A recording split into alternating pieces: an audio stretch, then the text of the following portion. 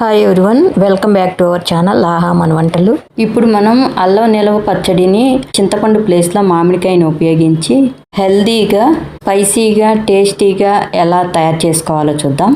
ఈ నిలవ పచ్చడికి అల్లం, మామిడికాయలని బాగా శుభ్రంగా కడిగి తుడిచి ఎండలో కొంచెంసేపు ఎండపెట్టిన తర్వాత పచ్చడి పట్టుకుంటే సంవత్సరం పాటు చెడిపోకుండా నిలువ ఉంటుంది. ఫస్ట్ అల్లం పైన పొట్టునంతా నీట్గా పీల్ చేసి పక్కన పెట్టుకుందాం. అల్లం జీర్ణక్రియను మెరుగుపరుస్తుంది. Vitamin C, iron, zinc, calcium, magnesium వంటివి ఉంటాయి. గుండె ఆరోగ్యాన్ని కాపాడుతుంది. డయాబెటీస్ రిస్క్ని కూడా తగ్గిస్తుంది.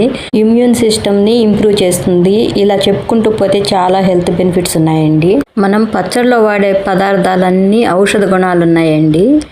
కాకపోతే మనం సంవత్సరం పాటు నిలవ ఉండేదానికి ఆయిల్స్, తర్వాత ఉప్పు ఎక్కువగా వాడతాం కాబట్టి సాల్ట్లో ఉండే హై సోడియం కంటెంట్ మూలాన blood pressure, heart health, kidney functions మీద నెగిటివ్ ఎఫెక్ట్స్ పడతాయి అన్నమాట. ఆయుర్వేదం ప్రకారం మ్యాంగో, జింజర్లో antioxidants, antibacterial, antifungal, anti inflammatory properties ఉంటాయి. మామిడికాయలో vitamin A, vitamin C, vitamin E, fibre వంటివి ఉంటాయి. మామిడికాయ పీల్ని నీట్గా తీయాల్సిన పని ఏం లేదండి. కొంచెం పైపైన తీస్తే చాలు. ఎందుకంటే ఆ పీల్లో కూడా విటమిన్స్, ఫైబరు ఎక్కువగా ఉంటాయి.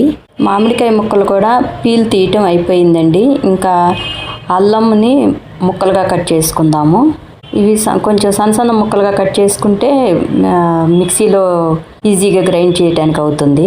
అల్లం ముక్కలు కట్ చేసిన తర్వాత మామిడికాయ ముక్కలు కూడా కొంచెం చిన్న సైజులో కట్ చేసుకుందాము. ఎందుకంటే మిక్సీలో గ్రైండ్ చేయడానికి ఈజీగా ఉంటుందన్నమాట. ఇవి కూడా కొంచెం సన్నగా కట్ చేసుకోవాలి. మనం పచ్చడి కోసం కొలుసుకునే దానికి ఒకే సైజు కప్పు వాడాలి. అది పెద్దది కానీ చిన్నది కానీ మనం కొలిసినప్పుడు 5 కప్పులు వచ్చేటట్లు ముక్కల క్వాంటిటీని బట్టి గిన్నెను తీసుకోవాలి. పక్కన తోట నుంచి అప్పటికప్పుడు ఫ్రెష్గా తెచ్చిన కాయలండి. ముక్కలు చూడండి గట్టిగా ఎంత బాగున్నాయో. మనం పచ్చడికి వాడే ఆయిల్, కారం కల్తీ లేకుండా ఉండేటట్లు చూసుకోవాలి. కారం ఎక్కువ వేసినప్పుడు ఆటోమేటిక్గా ఉప్పు కూడా అదే కొలత ప్రకారం వేయాల్సి వస్తుంది. అందుకని ఉప్పు, కారం 2 తగ్గించి ఎక్కువ కాలం నిలవ ఉండే హెల్తీ ప్రిజర్వేటివ్ని లాస్ట్లో పచ్చడిలో యాడ్ చేసుకునేటప్పుడు చూపిస్తాను. మామిడికాయ ముక్కలు కూడా కట్ చేయటం అయిపోయిందండి. ఇప్పుడు పచ్చడి కోసం రెడీ చేసి పెట్టుకున్న అన్నింటినీ కప్పు మెజర్మెంట్స్తో కొలిసి చూసుకుందాము. 1 కప్పు అల్లం ముక్కలకి 5 కప్పుల మామిడికాయ ముక్కల్ని తీసుకోవాలి. 1 కప్పు బెల్లము, అంటే బెల్లం కొంచెం తీపి ఇష్టపడే వాళ్ళు కొంచెం పై వరకు తీసుకుంటే టేస్ట్ ఇంకా బాగుంటుంది. కారము, ఉప్పు అంతా బ్యాలెన్స్ అవుతాయి అన్నమాట. 1/2 కప్పు కంటే కొంచెం తక్కువగా ఉప్పు తీసుకుంటున్నాను. అది కల్లుప్పు అన్నమాట. తేమ పోయేదానికి ఎండలో పెట్టి తీసుకున్న ఉప్పు మాత్రమే కాదండి, పచ్చడికి వాడే పదార్థాలన్నింటినీ ఒకసారి ఎండలో పెట్టి మనం పచ్చడి చేసుకున్నట్లయితే ఎక్స్ట్రా డి విటమిన్ కూడా యాడ్ అవుతుంది. పచ్చడి చెడిపోకుండా ఉంటుందన్నమాట. ఇప్పుడు మామిడికాయ ముక్కలు 5 కప్పులు తీసుకుందాం. కౌంట్ చేయండి. 1 2 3 4 5 5 కప్పులు అన్నమాట. పచ్చడి మొత్తానికి 1.25 కప్పు వరకు ఆయిల్ పడుతుంది. సగం పచ్చడి తాళింపు వేయటానికి 1/2 కప్పు ఆయిల్ తీసుకుంటున్నాను. 1 2 స్పూన్స్ అల్లం ముక్కలు ఫ్రై చేయడానికి వేస్తున్నాను. మనం అల్లం ముక్కలను వేయించుకుందాము.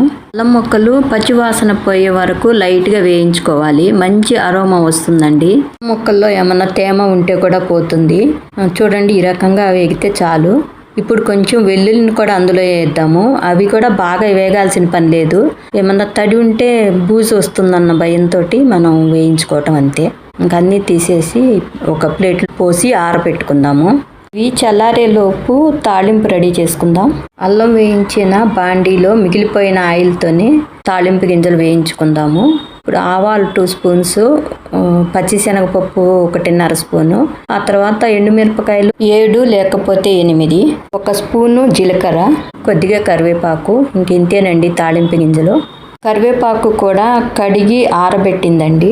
ఇప్పుడు స్టవ్ ఆఫ్ చేసి కప్పులో ఉన్న ఆయిల్ మొత్తాన్ని బాండీలోకి పోసుకుందాం.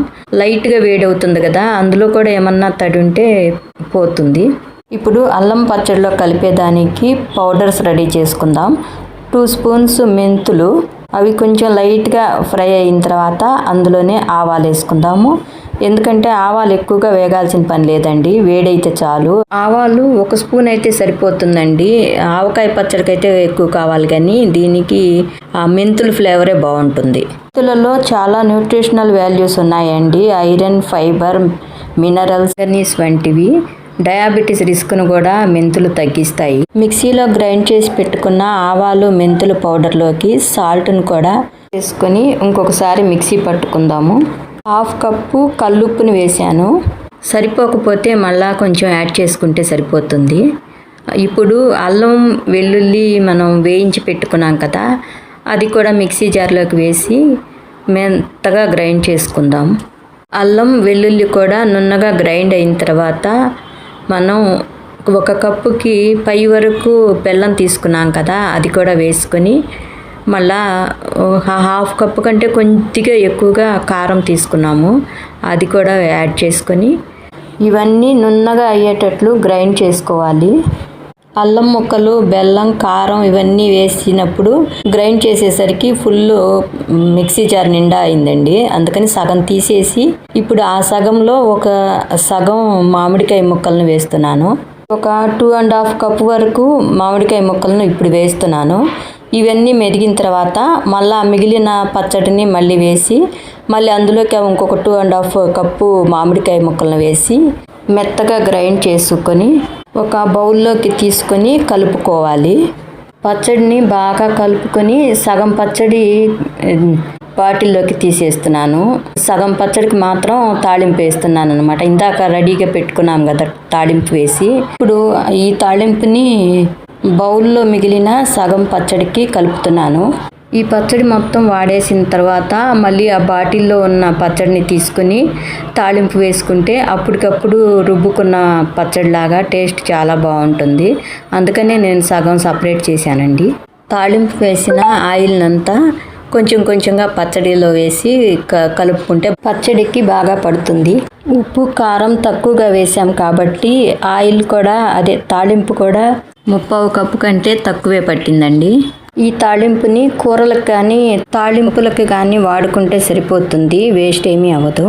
జింజర్, గార్లిక్, టర్మరిక్ ఈ 3 యాంటీ ఇన్ఫ్లమేటరీ ప్రాపర్టీస్తో పాటు యాంటీ డయాబెటిక్, తర్వాత హార్ట్ హెల్త్కి, కొలెస్ట్రాల్ను కంట్రోల్ చేయడానికి అంటే కొలెస్ట్రాల్ లెవెల్స్ని తగ్గించడానికి కూడా ఉపయోగపడతాయి.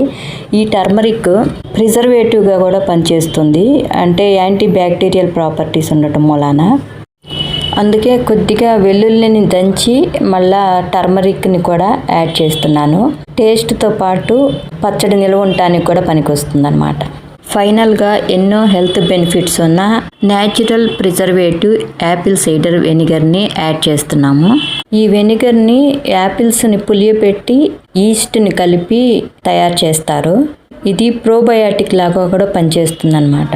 ఇందులో ఉన్న ఎసిటిక్ యాసిడ్, కొద్ది మొత్తంలో సిట్రిక్ యాసిడ్ ఉండటం వల్ల పదార్థాలు చెడిపోకుండా ఉండేదానికి ఉపయోగపడతాయి. అంతేకాదండి, షుగర్, బీపీ, కొలెస్ట్రాల్ లెవెల్స్ని తగ్గించడంలో కూడా ఈ యాపిల్ సైడర్ వెనిగర్ ఉపయోగపడుతుందని అధ్యయనాల్లో తేలింది. ఒక 3 స్పూన్స్ వరకు యాపిల్ సైడర్ వెనిగర్ వేస్తున్నానండి. అల్సర్స్, గ్యాస్ ట్రబుల్ ఉన్నవాళ్ళు ఈ సిట్రస్కి సంబంధించిన పదార్థాలు ఎంత తక్కువ వాడితే అంత మంచిది. ఇంకా ఇవన్నీ బాగా కలిసేటట్టు కలుపుకొని ఇంకా గ్లాస్ బాటిల్లో ఎయిర్ పోకుండా టైట్గా మూత పెట్టి ప్రిజర్వ్ చేసుకుంటే 1 ఇయర్ పాటు నిలువ ఉండే టేస్టీ అల్లం మామిడికాయ పచ్చడి రెడీ అయిందండి. అల్లం, మామిడికాయ, బెల్లం కాంబినేషన్లో అల్లం పచ్చడి అదిరిపోయిందండి. మీరు కూడా ఇలాగే ట్రై చేసి మీకు టేస్ట్ ఎలా అనిపించిందో నాకు కమెంట్స్లో చెప్పండి. Thank you for watching.